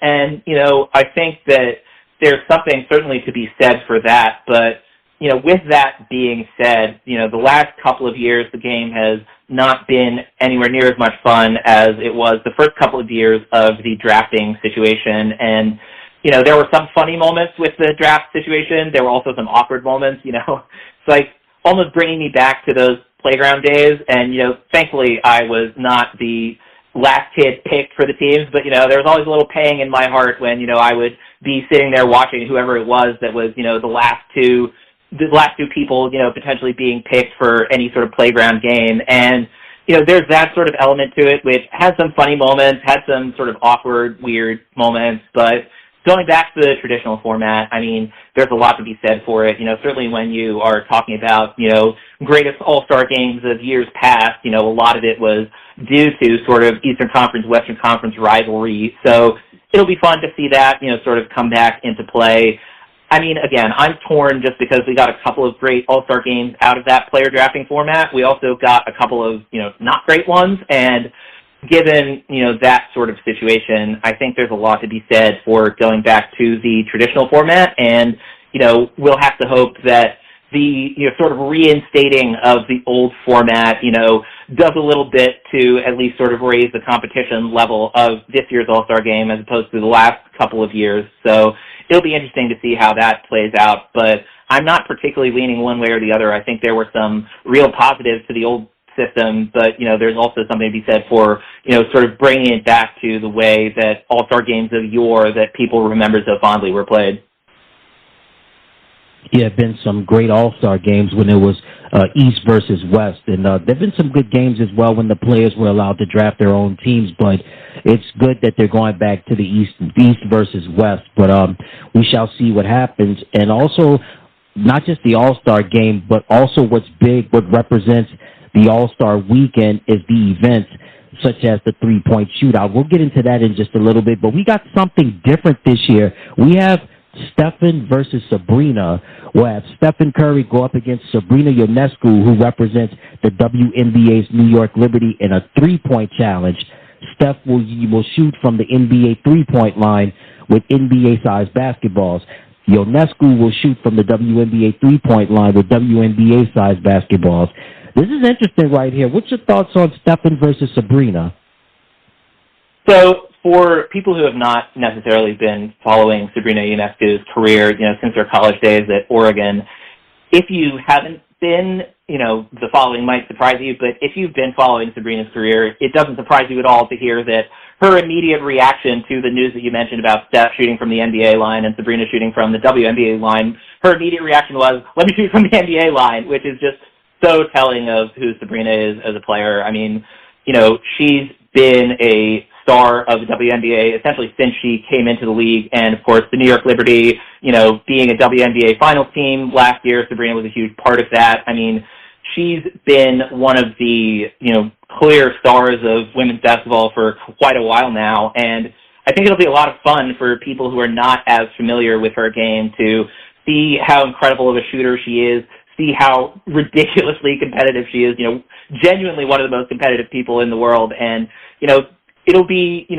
sort of more it'll be easier to sort of see her, doing well in this contest with the ball on the line that she's familiar with, but it's not surprising at all to me that her immediate reaction was, no, I want to compete, from the NBA line. I want to compete with the NBA ball. Let me, challenge Steph directly on that front. And, also, I mean, she's a Bay Area native who's been a Warriors fan and a Steph Curry fan for, most of her life. So I'm sure it's incredible for her to get to compete against Steph in this contest, but for people who aren't familiar with her game, do not be surprised at all to see her talking a truly absurd amount of trash when it gets time to the three-point shootout between her and Steph Curry.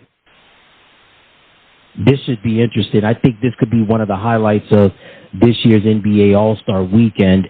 And we have our skills challenge, and these gentlemen, hey, you can pick any one of these players.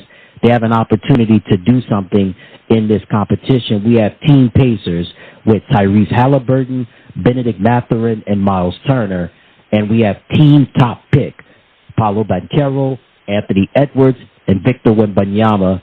And then Team All-Stars, Scotty Barnes, Tyrese Maxey, and Trae Young. Any thoughts that you may have on the skills challenge?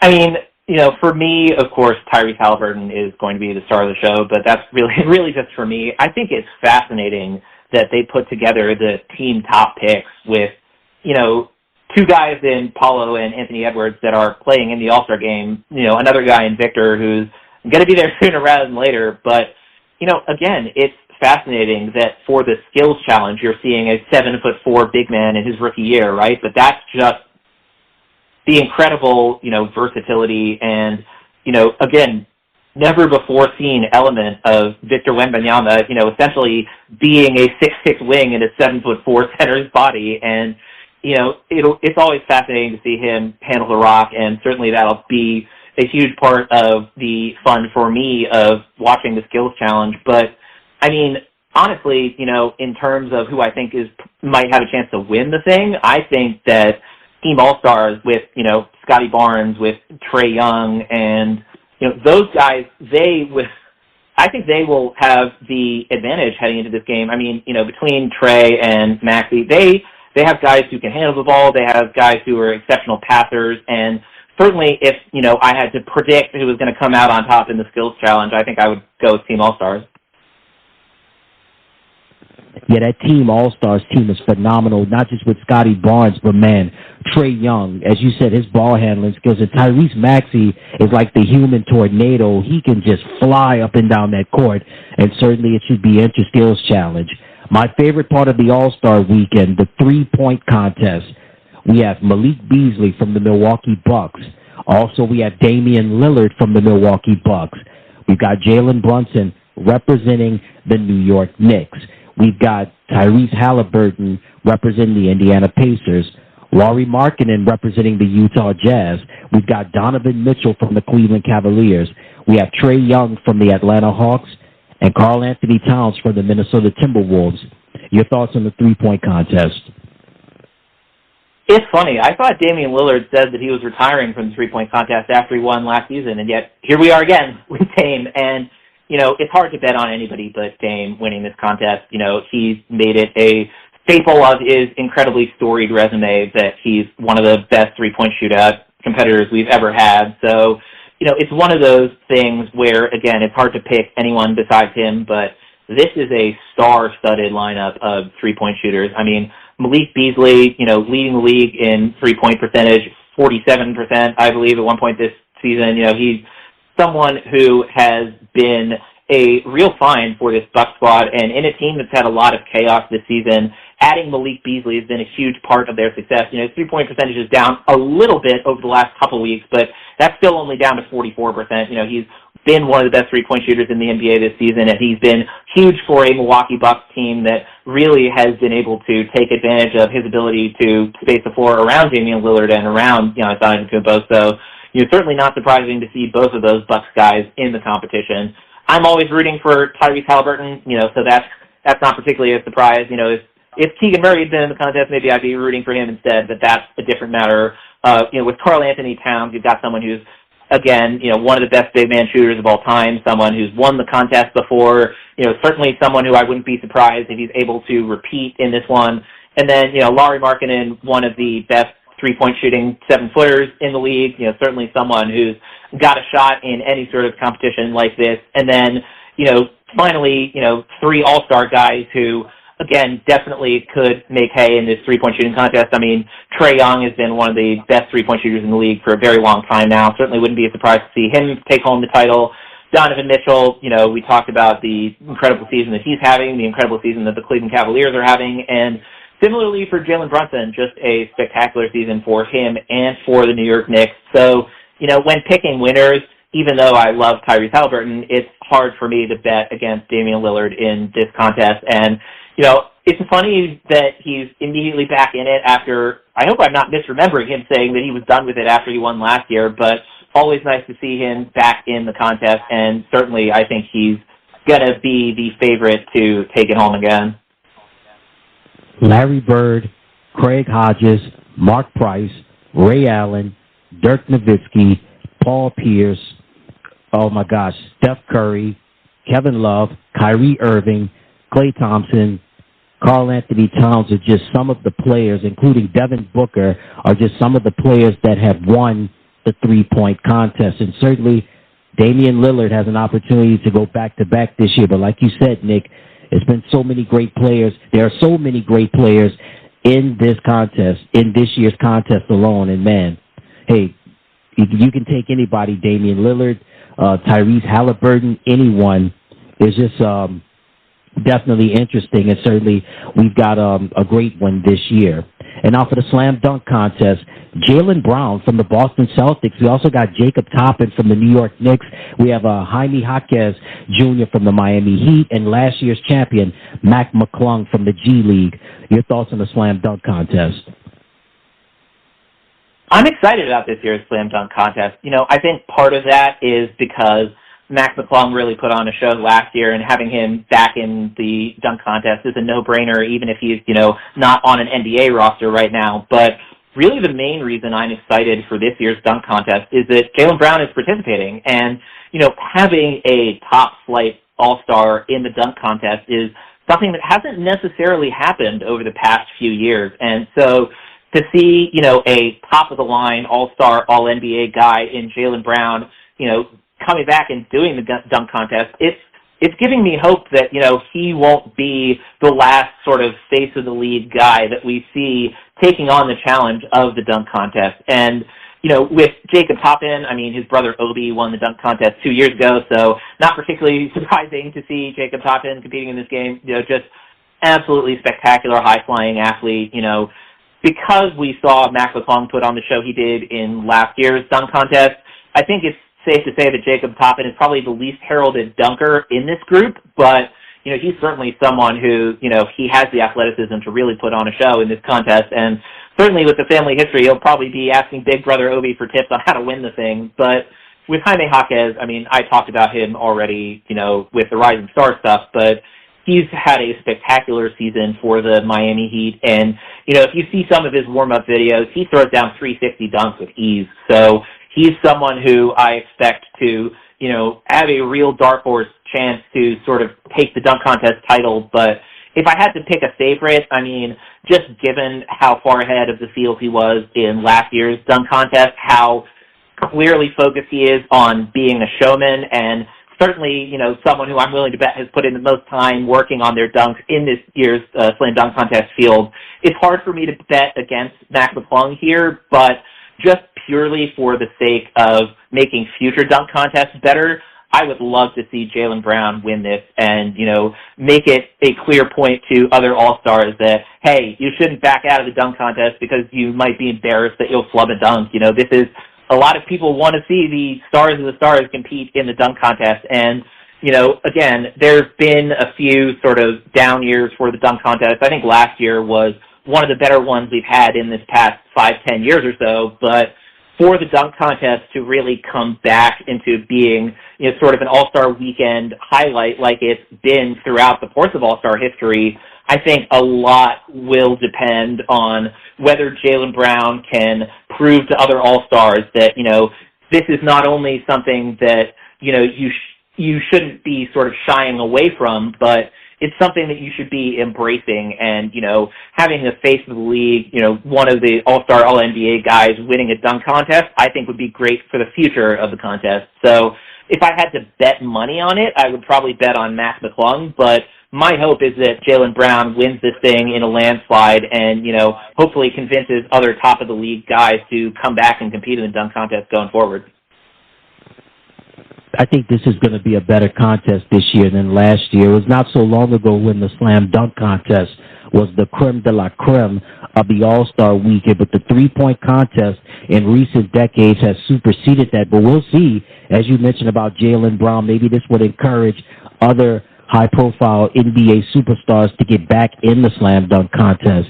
And that's our NBA All-Star weekend with the game and including the great events such as the slam dunk contest, the three-point shootout, and, of course, the skills challenge. I want to ask you now, Nick, just about Indianapolis. The city of Indianapolis is hosting this year's All-Star game. We talked about New York and New York being passionate about a lot of things, and they love their basketball. But the state of Indiana and the city of Indianapolis, that history with basketball is phenomenal, and they love their basketball as well. Give me your thoughts on Indianapolis hosting this year's All-Star game. It's definitely a city and a state that loves their basketball, and it's great to see that the Pacers are, a good and fun team this year when, they do have the All-Star game in Indianapolis. But certainly just, even in the weeks leading up to the event, it was very clear that this was something that meant a lot to the people of Indiana, to the people of Indianapolis. And, again, maybe it's not, as sort of top-of-the-line glitz and glamour as L.A. and New York in terms of markets, but there's a lot to be said for how much basketball means to the state of Indiana and the city of Indianapolis. And certainly that alone, I think, will make this a really fun all-star environment because, there are going to be a lot of people there who desperately want to be there, are so happy that the game is in their city. I think there'll be a lot of energy in the building for all of the all-star events, which, is something that is true pretty much any year, but especially this year, in a city that, doesn't get as much shine as some of the other American metropolises. For a city and a state that loves basketball as much as Indiana does, it'll certainly be a lot of fun to have the All-Star game in Indianapolis. And, again, I expect it to be very lively crowds throughout all of the events because there are going to be a lot of people who are very happy to see the All-Star game here. Yeah, I mean, it's a lot of tradition, not just in Indiana, but the city of Indianapolis when it comes to their basketball. And certainly they love their Pacers. And you hit the nail on the coffin. The team has played well this year, and certainly they have a lot to celebrate. But just basketball fans have a lot to celebrate with this year's NBA All-Star Weekend being in Indianapolis. And speaking of the Pacers, I have to briefly talk about Tyrese Haliburton. Recently, he criticized the 65-game minimum rule in the NBA for those that may have been living under a rock. The 65-game minimum rule was a measure that was passed during the new collective bargaining agreement where if players wanted to qualify for end-of-the-season awards, whether it be MVP, All-NBA, Defensive Player of the Year, they would have to play in a minimum of 65 games and have to play at least over 20 minutes in the required game rule. I want to ask you, Tyrese had said that the rule is too much, the players are tired. I'm just paraphrasing what he said, but that was kind of like in the arena that he was saying in. What are your thoughts on Tyrese's criticism of the 65-game rule? I think he's completely right. At the same time, I think it was a good idea for the NBA to look into something like this. Essentially that there's a perception, and it's not entirely wrong, that, NBA teams are resting their starters when they're, not injured, but, just sort of giving them rest time to make sure that they're ready for the playoffs, to make sure that they're ready for, sort of premier matchups that they might have. So, I get why the NBA was considering this as a potential idea. So I think the idea is fine in a vacuum, but the way they're implementing it, I am totally on board with what Tyrese said. I'm really not a fan of it. There's been, rumblings that a lot of why certain players were, playing games a bit hurt, the past few months have essentially been because they want to meet those thresholds. And certainly that was something that was said about Joel Embiid in particular, where he was, not playing at 100% health just so that he can make sure that he qualified for MVP at the end of the season. And, of course, I can't say that, the rumors of him playing somewhat hurt led to, what ended up happening with his season-ending injury. But I think this kind of rule really penalizes the players who, have slightly more health struggles than others. I mean, there are guys like Anthony Davis, right, who we've talked about, who, will reliably miss, a few game stretches every season with, some sort of minor injury. I don't think it's particularly fair to penalize the Anthony Davises and the Kawhi Leonards of the world just for, not having as great of a health situation as an Iron Man type, a LeBron James, a Mikal Bridges, a AC Green back in the day, right? I don't think it's fair to, penalize guys who don't have as immaculate health records as others. I get where the NBA was coming from with this, decision to implement this 65-game threshold, but I think there has to be a better way of going about it than the way they're going about it now. And it'll be interesting to see just how long this threshold lasts, because certainly Tyrese Haliburton is not the only person in NBA circles who doesn't particularly agree with the implementation of the rules. So hopefully the NBA can figure out a better way to convey the concept that they're trying to convey with this 65-game minimum of, hey, if your star guys are healthy, they should be playing, right? I get that conceptually, but I agree with Tyrese. This is the wrong way of going about it, and I hope they change at least some of the details around this threshold sooner rather than later. I don't know. I disagree with you on that. I really thought they should have made it at least 70 games. And I think the reason why the NBA made this move was basically to award the fans the right to see their favorite players be in the NBA. I think if people have paid a lot of money, regardless of what cities they're living in, whether it be major markets or small markets, I think they have the right to want to see a Joel Embiid or a Nikola Jokic or a Tyrese Haliburton or even a Zion Williamson or maybe a Jason Tatum. I think the fans are definitely owed that, right, when we have to take into account in terms of whether you're driving or taking public transportation, and not to mention you're paying for parking passes, and not to mention concessions and drinks and things of that nature. So, I mean, I get what Tyrese is saying, but honestly, I feel that it should have been increased to 70 games. And I think as from an athletic standpoint, when a player is starting and stopping like that, injuries can increase. So I don't know. I'm not a fan of it. I mean, I respect his comments wholeheartedly, but I just think that the fans and media like us, I think we're deserving of covering those players and the stories and things of that nature. But nevertheless, he's Nick Agar-Johnson, editor-in-chief and writer for No Ceilings NBA, also host of the No Ceilings NBA Deep Dives podcast, and he's the co-host of the Kings Weekly podcast covering the Sacramento Kings. Thank you so much, as always, Nick. Tell everybody what's going on over at No Ceilings and Kings Weekly.